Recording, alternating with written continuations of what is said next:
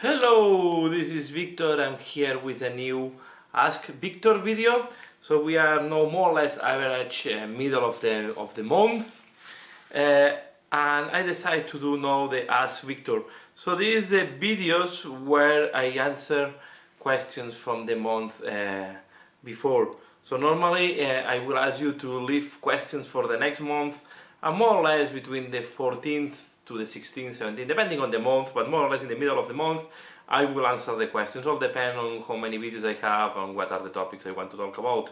So today I will answer in this video I will answer the questions from November. So I did Ask Victor November, and now I will answer the questions that the people have left in my channel in my video of November. So here we go, let's start. And of course, if you want this series to continue, you can leave your questions in the comments below of this video, and they will be answered next month, middle of January. So let's start. We start with a great member of the community, is Eric Beer. He also has a great channel, almost reaching the 10,000. Now I see here is 9,914, and he's going to do a giveaway on the 10,000. So subscribe to him. Let's see if you want to subscribe it, and let's see if we can reach this target. So cool answers, Victor. Yeah, Stranger Things is great, and it's coming from the previous video. Do you have any channel plans, goals for 2018? Any series coming? I will say I will start, and I don't know if I will do, but I will start the year with this guy. I start preparing this guy. I don't think it's very visible here, but he's Mortarion. So I start assembling him. As you can see, this will be my first, one of the first methods I will paint. I will give a stop, so most likely I will not ask for, I will not glue it now. So I will not ask for for the miniature or the painting tutorial on January, because I will focus on this guy on January. I want to include Shakespeare if it's possible. As you can see, I'm doing the tutorial now. The first part have been released for these guys. I will try to paint all the warbands that are being released, so I will keep working on that. And so far this is my short-term plans. I did not think about long-term plans. I'm not sure. I have a lot of stuff to do. I have a lot of miniatures to paint, and I keep thinking how to do a collaborative live. I will really love, and I'm being lazy, maybe once the year is starting is a good moment to start a live show, and I would like to start a live show collaborating with other YouTubers if it's possible. But it's something that is in my ideas. I did not, to be fair, I didn't do a lot of steps to start it. But I would love these things, but what thing is going to be reality, I will do a tutorial on Mortarion, and yeah, and I will try to include Shakespeare in the gaming. I want to do more and more battle reports, but so far, yeah, I have a limit time when I'm going to play. Thanks for the question, Nick. Yeah, here is coming questions from another great channel, Vince Venturella. It's a great. He do a great hobby tutorials about painting. He's painting for display and for competition, so I really encourage also you to watch Vince Venturella. It's a channel that I like to follow, and he's also doing the Warhammer Weekly, what is quite interesting is with the news and the reviews. So also is collaborating in the PMP, so I also encourage you to join the PMP if you don't have joined. Is a place where we can share our paintwork, and we motivate one to each other, and we try to give feedback to get the next to go to the next level. So here are the questions from Vince Venturella. What army are you hoping to get supported for AOS in 2018? I will love to see the Skaven Skyr. It's called the ones that are more on the war machines. I will love to see, because I think they match a lot with this type of cyberpunk look they try to do. I would like to see this evolving. So a Sky clan of Skaven. But to be fair, I think what AOS now is asking for is for another faction for death, for the death. So another, I would say, another army for the death faction. We only have the flesh eaters. I think we should have. We are asking for another one. So I would really hope to see something about death. It's been a little bit abandoned since the Age of Sigmar started. Do you think we actually have some plastic sisters coming in 2018, for example? More rumors have been circulating, but I had to be fair, no clue on that. There've been rumors of plastic or sister miniatures, plastic sisters. Sorry, I don't know for how many years, and they never appear. I would love to see them. Yes, I would love to see them. I think if they follow the design of the San Celestine and the two ladies that go with her, I think it's going to be great. They deserve. I think the sisters deserve to have plastic. But I will not bet for that. To say, I don't think 2018 we are going to see plastic sister. If I'm really open to that, I think 2018 there is still too many armies to be launched more strategic than the sisters. This is my feeling. Maybe 2019, maybe end of 2018. I don't think, but I don't think we are going to see, at least in the next 6 months. I don't think we are going to see plastic sisters. I hope I'm wrong. To be fair, I hope I'm wrong. But my wallet is hoping that I'm not wrong. Yes. Why not? I think it's an army that a lot of people is asking for. Let's see how many people ask for that on the survey, and maybe it's triggering something. Favorite kit you painted in 2018 and why? I will say my favorite kit, and it's difficult here because there are two kits that I really enjoy painting. One is Magnus the Red. I think, yeah, if I have to choose one, Magnus the Red is one of my favorite kits I paint ever. Why? I had to do a lot of blending on the feathers. I think the feathers give room for practice a lot of blending plus edge highlight, because blending alone will not work. Then you need to do edge highlight and shading to be able to pop up all the different feathers. But first you start with we'll say like a blending, trying to have the color transition, try to have this soft color transition from the root of the feathers to the extreme. But then you want to work the highlights in order to make the feathers to pop up. For example, also I try to experiment with metallics. I try to experiment with a type of lapis lazuli look or sapphire look with the blue. So I think was quite an interesting challenge. Also the skin, try to look for a different color skin and combining. I really like, because I was combining warm and cold colors in the same miniature, and I think they were matching a lot. So I think sorry, this is the favorite kit for 2017. But there is another kit that is very close to this one, and is the Triumvirate, but not the Imperium Triumvirate, the one with Robot Gilliman, or Robute Gilliman, as they say. Why? And because I think there are 3 miniatures that are quite interesting. First, Robot Gilliman, you want to go for quite how it's called, royal look, no? A guy that is clean but looks at the same time one of the main bosses is the main boss of the Imperium. So you want to give this royal, this type of like if it's the lord of the armies. So you want to give this nice look. Then you have the cipher in the same kit, and this guy you want to give this shading look. Okay, so you have 2 miniatures that are really contrasting on the same kit, and I think this is nice. And on top you have, to round that, I think Boldus, you have the Grey Knight that wants to be like the pure guy, the guy that is the light in the Imperium, the guy that brings the light to the Imperium. I think it's quite interesting kit. You have clothes, you have a nice miniature to paint.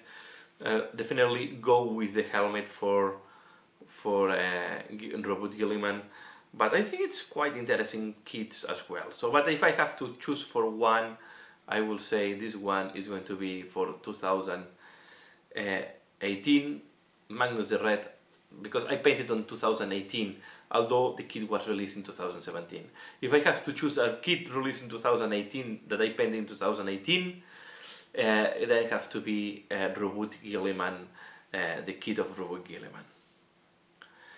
Let's go to the next one. The next one is from Heresy Productions. He's another nice channel. He's doing more like hobby updates, sharing the hobbies, doing a lot of historical miniatures. I think it's also interesting because it's quite pleasant and quite friendly to watch. It's not one of the biggest channel, but I like also to look this channel. So also if you like historical and more alternative games, I recommend you to Heresy Productions. So here is a question. So nice chat, Victor. What languages do you typically read Games Workshop rules book in? I'm guessing you speak at least 2 to 3 languages based on where you have lived. Do you find the various translations of Games Workshop games to be done well? The last question is very interesting. So I start Warhammer in English in 2008, second edition, because there were not a lot of translated books to Spanish by the moment. But very fast I changed to Spanish, and I was playing Warhammer 40k mainly, and also fantasy in Spanish for a lot of years. And I had all my books in Spanish, because to be fair, in Spain you don't have the English version on the book, of the books. Normally you only have the Spanish version on the shops. At least when I was buying. I don't know if this have changed in the last year since I'm in Belgium, but normally you only find the Spanish version, and if you want the English, you have to order it online. And at that moment, at that period in time, I was most of the time I was just buying on a Games Workshop store or on a local store. So I was not ordering anything by internet. Very different of what I started doing in Belgium. But once I moved to Belgium, I switched completely to English. And then I started switching English even before, because I realized that the translation to Spanish was plenty of mistakes. And sometimes were fundamental mistakes. So for example, if they said you reroll 2 hits, and in the Spanish translation, I don't know, you reroll everything suddenly. There were this type of mistakes, or there were some the people translating sometimes was making some mistakes, or were forgetting some words, making the sentence meaning to mean something different. To the point that in Spain, and this was when I was going to tournaments for a long time, the official rules in Spain were the ones in Spanish. Even though we know that some rules were wrongly translated, people in tournaments keep using the Spanish rules that were not the same as the English rules. And I have faced this in a lot of tournaments in Spain. And we went further, because Forge World was not translated to Spanish, or it's not translated to Spanish. Forge World was not allowed in a lot of tournaments in Spain because of that. It was not allowed at all. So it was only material in Spanish was allowed in Spanish tournaments. And I talking this about 10 years ago, or even farther ago, so when I was really playing tournaments in Spain.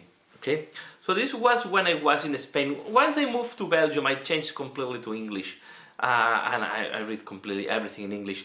Even if I go back to Spain, I will keep having all my rule books and all my books in English. So in 7th edition, 6th, 7th, 8th edition, full English. End of 5th edition, English.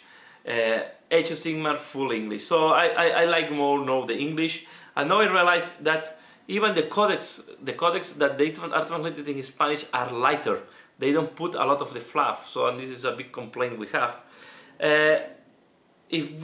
How many languages I talk? I talk Spanish, Catalan, and English. These are the 3 main languages. I can understand French. I can read a little bit of French. It's not that different. Once you know Spanish and Catalan, you can guess a lot of words. On top, if you know English, there are some words that are more in English. Sometimes in French, it's very curious. I can understand some French. I'm getting more used to French. Even when I go in the car, I put my radio in French in the car. So I start understanding more and more French. I cannot say that I talk French because I don't have the vocabulary to talk. I started learning more and more words, and it's a shame from my side, to be fair. I should be able to speak French at this moment in time because I've been living in Belgium. The point you have in Belgium is most of the people speaks English, so you don't need almost French at all to move in Belgium. And if you are in the Flemish area of Belgium, you need Flemish. You don't need French, and this is making quite a weird situation. So, and this is a topic for longer but be aware in the company I'm working, it's an American international company. So the official language in the company is English. So everything is in English, and the only thing that is in Dutch or Flemish is my payroll, and when I have official communication from the Flemish government, because the company is in the Flanders, all the official communication is in Flemish and only in Flemish. Okay, if you are living in Belgium in the French area, all your communication with the government and tax and blah blah blah will be in French and only in French. And there are some neighborhoods or communities, it's called here communes, that are Brussels is a big city where is the capital, where the two official languages are Flemish and French, and you receive the information in any of the two languages, and this is including a lot of communes like Anderlecht and other communities communes around Brussels. And the commune I'm living, it's what is called a facility commune. So where you can you can receive the information in French or Flemish as well. So I decided to receive it in French because I can read it. And if I go to do any official paperwork, I can even talk in English. If you go to other communes in Flanders, you have to use Flemish, and it's by law. So this is quite curious, but yeah, going back to topic, I speak Spanish, I speak Catalan, I speak English, and I can understand French. And all my rule books up to now are in English. So, and why we have a lot of the books in English in Belgium is because they are not translated to Flemish. So most of the shops, or they have it in both languages, English and French, or you can order English very easily. Now I buy more and more online, so I don't hesitate. Most of the time I'm ordering directly to UK in English. Okay, let's go to the next question. I think it was too long on this one. Sorry if this video is a little bit long, but there is a lot of stuff here. And I see that, let me see, because I have the feeling that... Okay, it was not charging and I don't want to run out of battery. Sorry for this interruption. So another question from MiniHop. What do you think of the easy to build models? And I think this is referring to basically Shakespeare. To be fair, I don't enjoy building. I enjoy painting. I'm not a converter, so if I have to put my enjoyment, the first part of my enjoyment is painting, the second part is gaming, and building is one of the last. I like doing keep bashing, but I'm not super into keep bashing. I like more the paint job and spending time on the painting part. I know that if you want awesome miniature, maybe you have to spend in both of things, but yeah, if they make it easier to build, but they don't lose quality, and I can tell you, in Shakespeare, you can look the miniatures, they have the same quality of a normal miniature, I don't mind. So I really like this easy to build. Even more, in the past, the miniatures were even easier to build because they were one piece of metal. So when I started playing, most of the miniatures were one or two pieces, full stop. They were not. They were more simple because you have only to the mold in two directions. So, but if you look, for example, the trebuchet that I just painted, the guys, the crew, is only one piece of metal. You don't have to glue anything there. So I was using a lot of that. So a lot of my miniatures are just one piece, so not built at all. Then we went to plastic, and we went a little, I think it's worship went a little bit crazy, putting a lot of beads. I ended up building them, but it's not something that I super enjoy. I see the ability, the good thing to have a kit with a lot of parts is that you can personalize easier, and I like this part. But it's not something that it's something that if I have it, I like it, but it's not something that I look for. The Shire kits, I consider them, they have the same quality of any. So for the Stonecast Eternals from the Shire have the same quality of the Stonecast Eternals of AOS. They are not losing. The same for the orcs and the undead. The skeletons have even better quality than the standard skeletons.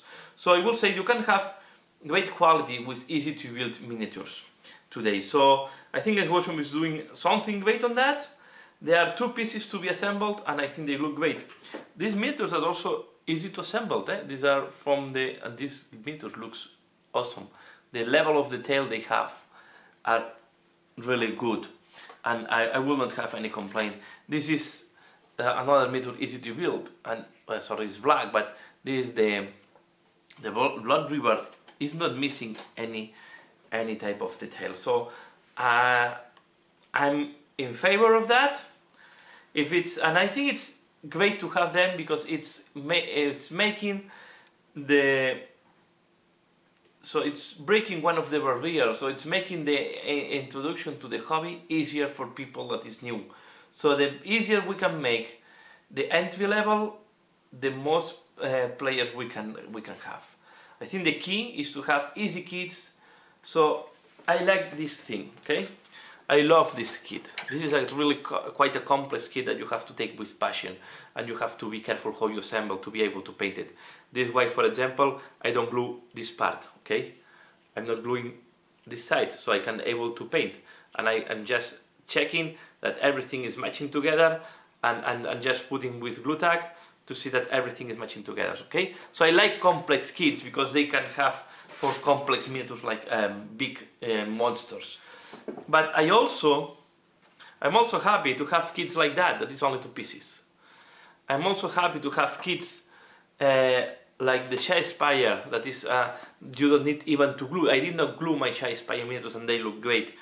And I like that because this is making the entry level easy for new people in the hobby. So I like that we have both options today with not only complex kits, and I think it's the way to go. So I'm in favor.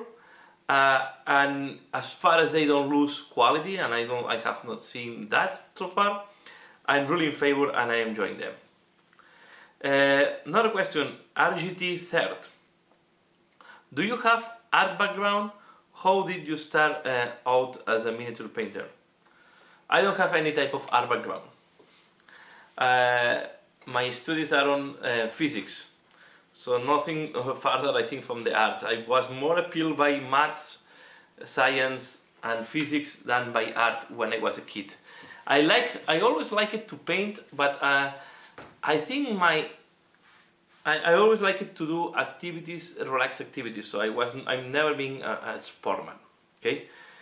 How I start painting is because I wanted to play I was inspired by Games Workshop, to be fair. So I received the Warhammer 40k, so I would start playing Warhammer 40k on the 2nd edition. I saw the pictures and say, oh, this is great, it's looking awesome. And then I saw them to say, okay, we need to do something to paint them. And I started enjoying from that point. So I started painting for the game.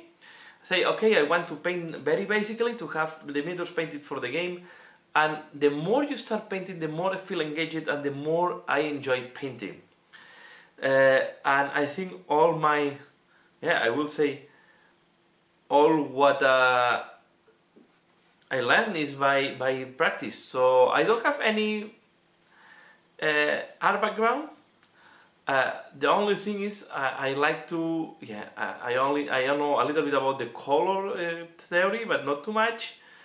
But my background is more on the science, math, so nothing to do with the art. And I started painting because I wanted to play with painted miniatures. And then once I started painting and I started having the stuff to paint nicely, I started enjoying more and more the painting side of the gaming. Okay, it's going to be long because I received a lot of questions last month and I'm spending a lot of time on these questions. Shadespire question, this is from Scarlock the Wanderer. Shadespire question, would you like to see Games Workshop releases some small scenery pieces to be used as impassable terrain to be used on the block on the block access on the Shadespire boards? I would like to see terrain for Shadespire. I think Shadespire has room for different boards. Why not to have shaped boards or other type of boards or boards with holes directly?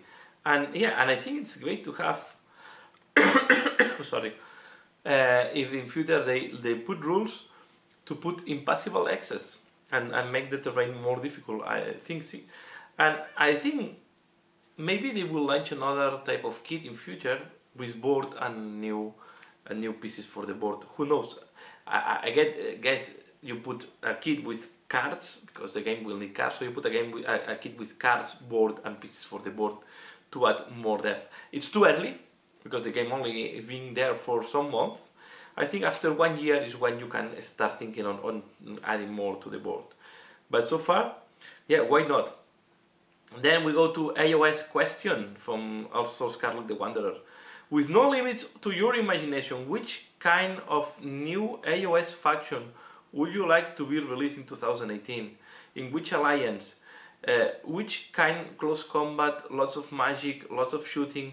What technology is old style, natural, or steampunk? Flying war machines? I think the steampunk is already done. I like more, if I have to choose, I like more the classical Middle Age with less steampunk.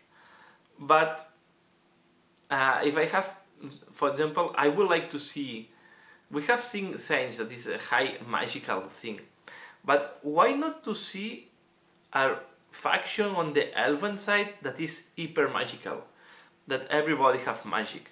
We have, and you don't need too many kids to that because we have the ladies that they have the magical bows. So you can add a couple of things more and then you can have an army that is based on magic.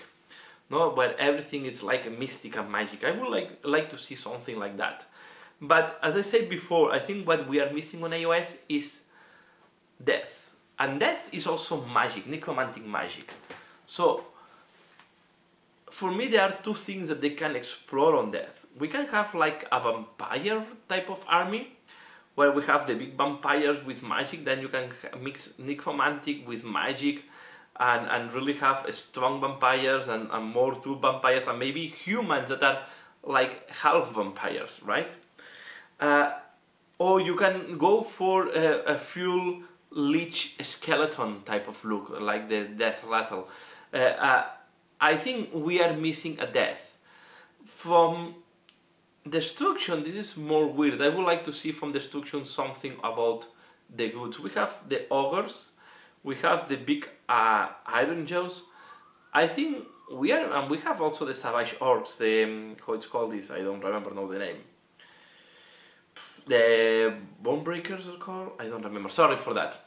But I think what we need to see now is something in death. In death we only have the flesh eaters, and we are missing there a big faction. Maybe we need. I think in death they need to invent something. I don't know exactly what to invent on death, but you can invent like a lich type of army where you have an arc lich and then you have and this can be super magical combined with the skeletons, with garbage troops, right?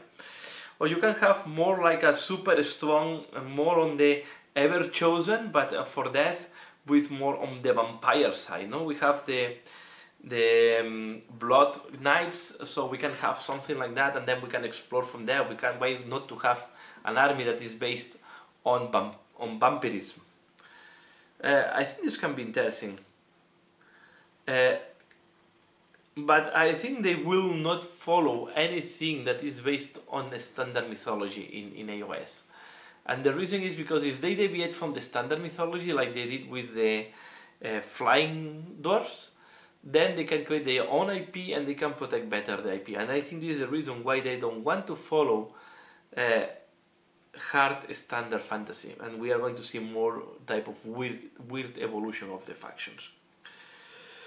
So, but if I have to choose something in death, I think it's no. We have enough chaos. We have enough. I think we have quite a good on the what's called this on the order. On destruction, we have a couple of armies, 3 armies. So I think it's time to have a second book for death. Next point, Alexander. Great show, as always. Thanks a lot, Alexander. My questions for your next episode. Have you or your family set yourself a maximum hobby budget per month? Yes and no. I try to limit myself between 100 and 200 per month, euros. When I have an extra payment, an extra payroll, I spend a little bit more. I try to limit down myself. I try to limit to this amount. There is not a hard rule, and my wife is not imposing me any rule, but if she is seeing that I spend a lot, she will tell me, what are you doing? So I try to limit myself as well. more around the 100. So it means that on the year I'm spending about between 1,500 and 2,000 euros. What is a lot if you think it about it. Do you buy all miniatures which are out of production on the secondary market to complete your collection? From time to time.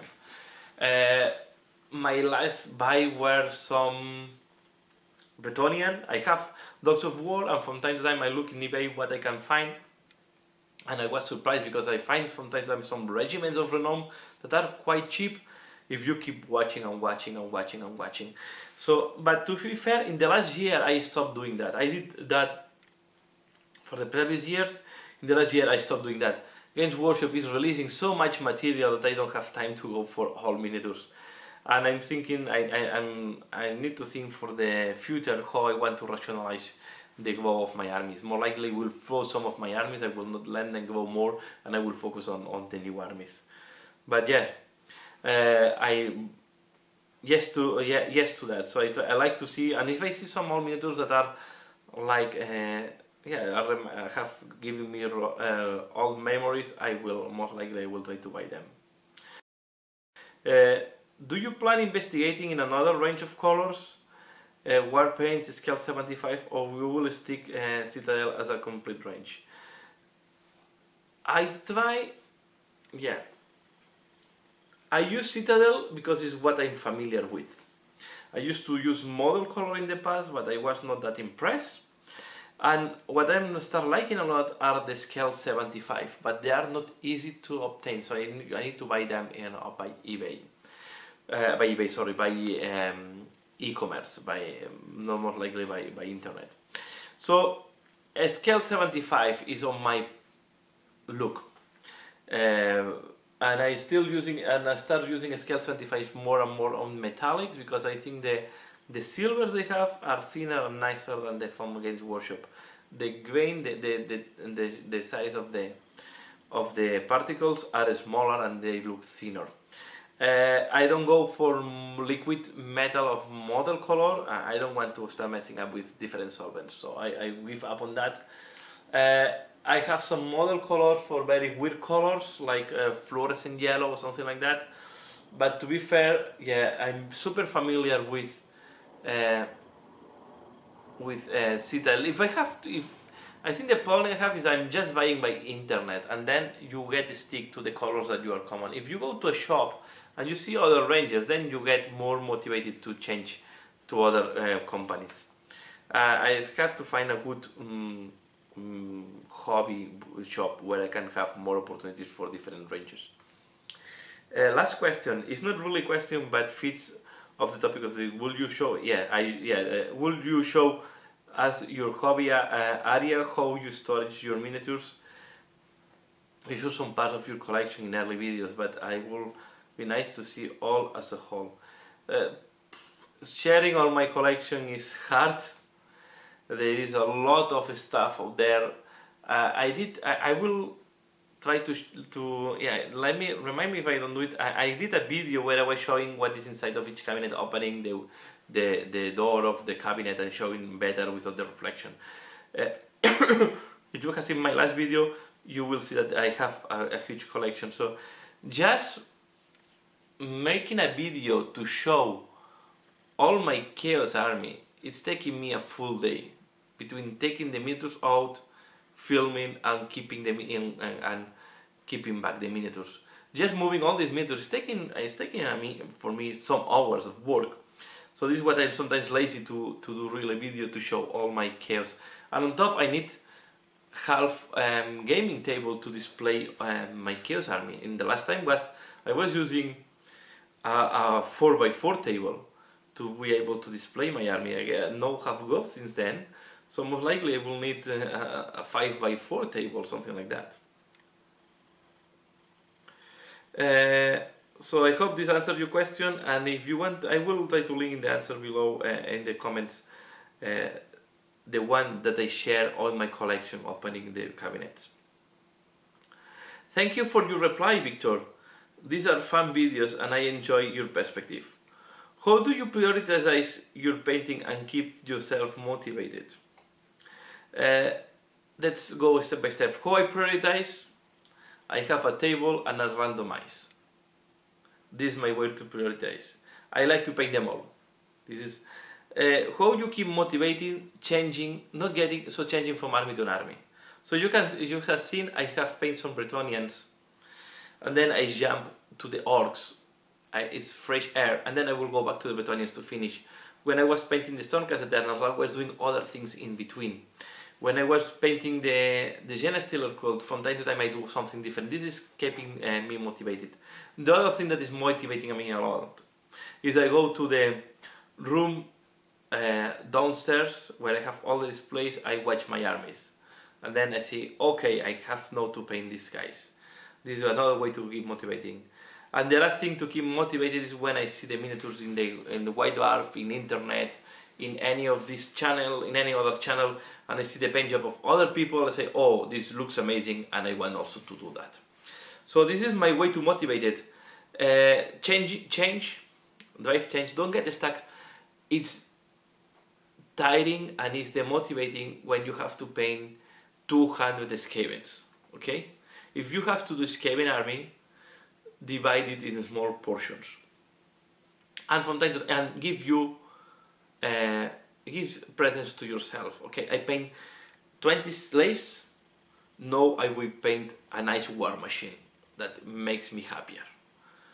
I'm tired of Skavens. Let's paint something different. Make a piece of terrain. Paint something for your friend if you don't want to start a new army. In my case, it's not a problem. I start painting Space Marines and I completely change. If you're playing two game systems, you are fed up of painting Skaven. To put an example, paint some Space Marines. You are fed up of Space Marines, go back to Skaven, and something like that is keeping me more motivated. So it's my way of motivating. For me, painting this is, again, I show this again, is very motivating. Painting these big miniatures is motivating for me. So I know that we have to paint things that maybe are not that motivating. When I have to paint, I have to paint 20 something men at arms. Yeah, once you have paint 10, you are a little bit bored. Change. If you feel bored, change, paint another thing. They will not run away. So you change. It's better to do this change and to give this gift to yourself, because this will motivate you better. But to be fair, I really like to paint almost anything that I have in my armies, so I just roll a dice and it's random. The other thing is motivating me is, and this is why I start doing in every studio update, I ask the people watching my videos, I want the subscribers to vote for the next tutorial, because I really enjoy to do what the people is voting. So yeah. Do you just pick a figure that interests you at the time, or do you try to stick to one army and get finished? I guess I explained here. I jump from army to army, so I'm not. In the past, I was painting one unit. Once the unit is painting, I roll a dice, and then I paint around a random unit. one unit is painting, and can be from the same army or can be from completely different almost game system. I stopped painting, I finished that small character, I roll a dice and I paint completely something different. Roll a dice, or I was using random function in Excel. So I have all my armies and all the things listed in Excel, and I just choose something random, and from there I go. Roughly, what % of your miniatures on your collection is fully painted? I don't know how many miniatures are pending to be painted. You have seen my collection, I hope you have seen my collection in my last video. If not, look showing my hobby space. 70-30, something like that, 80-20. I stop. I try to reduce the buying, and I'm painting a lot. And to be fair, each time I have more miniatures pending to be painted, but I also have more miniatures painted. So this is why I think the ratio may be 70-30, something like that. So good questions, very interesting, and make me think. And 2 more to go. So Miguel G. And this is in Spanish. I will read in Spanish and I will translate. Hola Víctor, me gustaría saber si al acabar el pintado de las minis les aplicas barniz y qué tipo. Por ahí he leído que la gente suele aplicarle mate, otros aplican una capa de glossy y luego otra capa de mate para no matar el color. ¿Qué recomiendas tú? So he's asking me if I varnish the miniatures, and if I varnish the miniatures, which type of varnish I'm using. So normally I don't varnish miniatures, and I will put you Miguel, I will put the answers in Spanish in the comments below, so I will answer you also in the Spanish so you can know my answers. But normally I don't apply any varnish. The reason why is I'm lazy. This is the only thing, and there was a moment that I ran out of varnish, and then I keep painting, and suddenly I have I don't know how many tens of miniatures to be varnished, and I decided, okay, I don't varnish anymore. So something that I save on varnish. I only varnish when I use pigments, and it's my way to fix the pigments. Now I need to think if I will buy a pigment fixation, but normally I only varnish when I'm using pigments to avoid that the pigments are dirtying in my hands and are dirtying the miniature when I'm playing with them. I don't even varnish the metal miniatures. So, and from time to time, yeah, the paint is chipping, so I need to do some small repairs. But if I have to varnish, I use the Citadel hard coat, that is a satin varnish. If you apply a thin layer, it's not too shiny. If you don't want to apply that, I recommend more. I will never recommend glossy. I think glossy looks weird on miniatures. I don't like it at all. I will never recommend gloss varnish.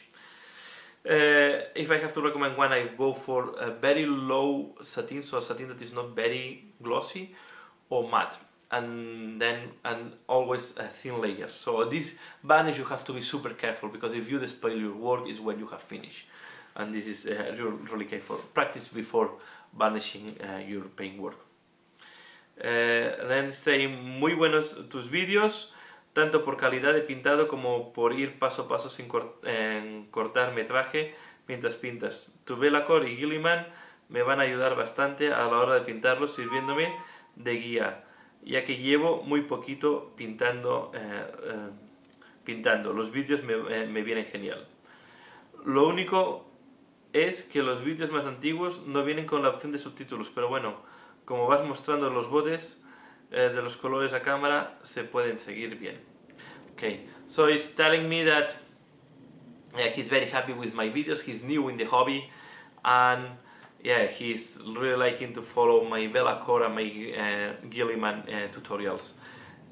He's also saying that in my old videos there was not the option for subtitles, but because I show the colors that I'm using, it's following quite well. So yeah, thanks a lot, Miguel. Muchas gracias por tus preguntas. And let's go to the next one.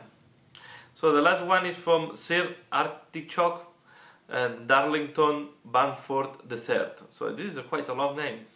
Hi Victor, I wondered what your stance was on proxy miniatures in friendly games. there was a chap in my old gaming circle who used to run broken Philips FC444 stereo cassette recorder as a proxy orchestompa. Would you have let this slide in the spirit of good sportsmanship, or were we right to beat him to death with it and dump his body in the canal? Okay, for me, and this is quite a topic for almost a patent talk. It's quite a long topic. I think quite some important topic. So, what is my point of view on proxy? I don't have problems for proxy on friendly games if they don't drive confusion. This is my main point. But for example, if someone have not space wants to test Chaos Space Marines and is using normal Space Marines, I will not care. For me, what is important is that the proxy miniature is more or less on the size of what you want to proxy, but more or less to help me to understand what is in front. The main problem of the proxy is that you can get confused very easily. If it's only one miniature, it's not a problem. So this is not a big deal. If it's a full army, it's completely driving me crazy. Can drive me crazy, and I most likely will forget what is what. Okay. In tournaments, I think if the proxy is for an artistic thing, so for example, a guy likes a lot one miniature and wants to use this miniature. For example, I was using a lot Abaddon as my Chaos Lord for a long time. This type of proxy, I don't mind. I think if you want to use an awesome character and you don't want to use the character, you just want to use it as your Lord, why not? I don't think people have to be pissed off for that. I have Mephiston as one of my apostles. Okay, I have a lot of proxies in my armies. I have I like to use miniatures from other range in my army just to give variety. Okay, especially in the old times. Today is not that important. I think it's not that I don't feel that need because there is a lot of variety in Games Workshop. But in about 10 years ago, for example, there was not that variety. When you have, I was getting bored to have always the same kit of Katachan to paint the Imperial Guard. Okay, so I start proxying miniatures from other range to have woman in the Imperial Guard army. Okay, so if the proxy is for artistic approach, I don't mind, and if they don't have confusion, I don't mind. I like the people is driving imagination and is using imagination to make something different, to make something unique. So these are like using a stereo cassette or stereo equipment, say a stereo cassette recorder as a stompa. If you want, I will not be against if it's to test the rules. Imagine that you go for the first time and the guy, I'm doubting if I want to buy the stomp or not, so I want to see how this works on the battle, on the terrain. Okay, let's play with the stereo cassette and see what happens. I have seen a lot of people using Coke cans as drop pods. I have played against that. Even in a Games Workshop store in Barcelona, I was in a battle of Apocalypse battle when the Apocalypse was starting, was at the beginning of the Apocalypse. And people came to the Games Workshop store, well, was the beginning of, was already the plastic kit of Beneblade, so I already painted my two blend blades by that moment, so was not really beginning, maybe after some years. But some people was coming to the shop with paper Titans. So there was a guy, they were awesome done, okay? But they were a paper Warhound, well, really paper. So you go to internet, you find the template, you print the template, you cut, you glue, you put some board, of course, cardboard, to make it a little bit more stronger, but they were paper Warhounds. And they play in the shop, and I didn't mind, because at the end we enjoyed the game. If they, after that they paint the paper thing, and they make it look awesome, okay, it's your imagination. Not everybody have money to have 500 euros to spend on a Warhound also. I don't know if it's 500 euros, I'm just inventing, okay? Not everybody have the money to spend on a resin Thunderhawk. So But what I don't like is when I go to tournament, and because they have released just the Chaos Demons, a guy is coming with a bunch of zombies, a bunch of I don't know, random miniatures that have nothing to do with the army, and they say these are my Plague Bears, these are my Bloodletters, these are my I don't know what. This is creating a mess, it's creating a confusion, and this is in a tournament. I think that for me this is unacceptable. And the problem in Spain, I think, was sometimes so big that there are tournaments that they put the rule that proxies are not allowed at all. And I understand, I think this was too extreme. I think if some guy is abusing of the proxy, I think this should be banned, especially in tournaments. In friendly games, I use in the past, I started using because I'm recording my videos and I don't like to use proxies in my videos. But if an opponent is coming to me and say, I don't have this miniature and I want to test this new unit, I will not say anything. Have to be, for me the important thing is that on the sport ship is that this person has to explain very clearly in front what is what. And this is clear for everybody and is not used in the advantage to confuse people. I don't have any problem on the proxies. I start playing, I always will say, I will start playing Warhammer 2nd edition when I was 17, okay? And we did not have money and the resources to have all the miniatures. On top, they were not existing. So I was forced to proxy because 50% of the units were not existing, or not 50. When I started playing with Chaos, there was only one unit existing in plastic, not in plastic, one unit existing, full stop. They were only, I went to the Games Workshop and the only unit they were selling for Chaos was the Berserkers. Was the Berserkers that were plastic with the pistol and the sword, like that. All 10 the same, okay? There was only that, and I had to buy demons from Fantasy because the only thing that I have. And in the army list there were a lot of more things, but forgot there were no Death Guard, there were no Night Marine, nothing of these miniatures were available. So I was forced to proxy because they were not existing. And they were not even bits to the conversion at that time, okay? So when I was starting, I would say my army was almost proxied at the beginning. Then they released later on the codex, and because I was using the rules that was coming on the, so there was not even a codex for Chaos when I started. The codex was part of the rule, the core rules of the game. So I started with plenty of proxies, and everybody was using proxies, and we ended up using papers next to the unit to know what is what, because it was quite confusing sometimes. There were some people going too much to the extreme. Like I remember a guy using a Space Marine in place of a Whirlwind. So you know, this is unacceptable, okay? If you want a Whirlwind, at least put a box that is the size. Because it's very confusing if the Whirlwind is just a Space Marine, okay? But yeah, there were even the tanks. Not all the tanks had a miniature to represent the tanks.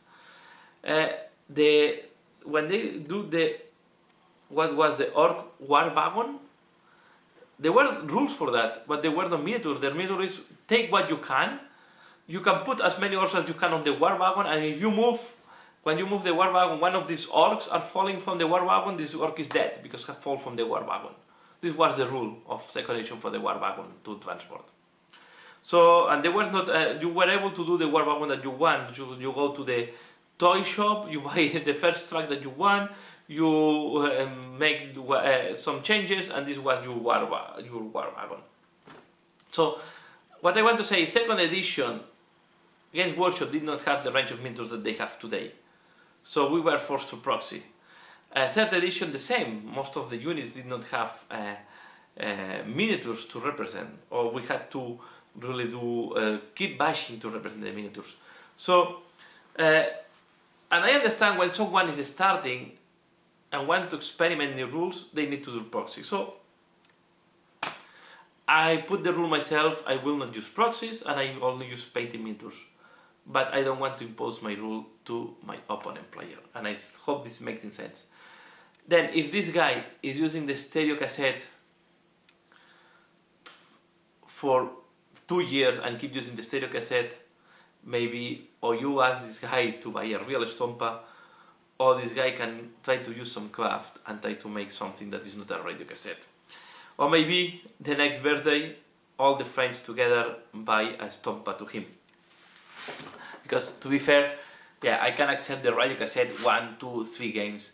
He keep using the radio cassette, but there is a moment that you can ask, you really like the rules, why not to use the miniature at the end, no? But we cannot force anybody to buy miniatures. And I think we have to be open enough so the people can experiment with the rules and can learn if a miniature is good or not. Because especially if you are more in the competitive part, on the match game, and you want to know where you spend the money. Yeah, I don't care. I spend the money on the miniatures that I like. I don't care if they are good or not in the game, and I will use them anyway.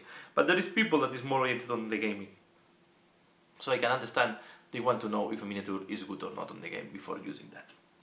And that's all. It's been, sorry for so long video. It's been real long. 1 hour of me talking here.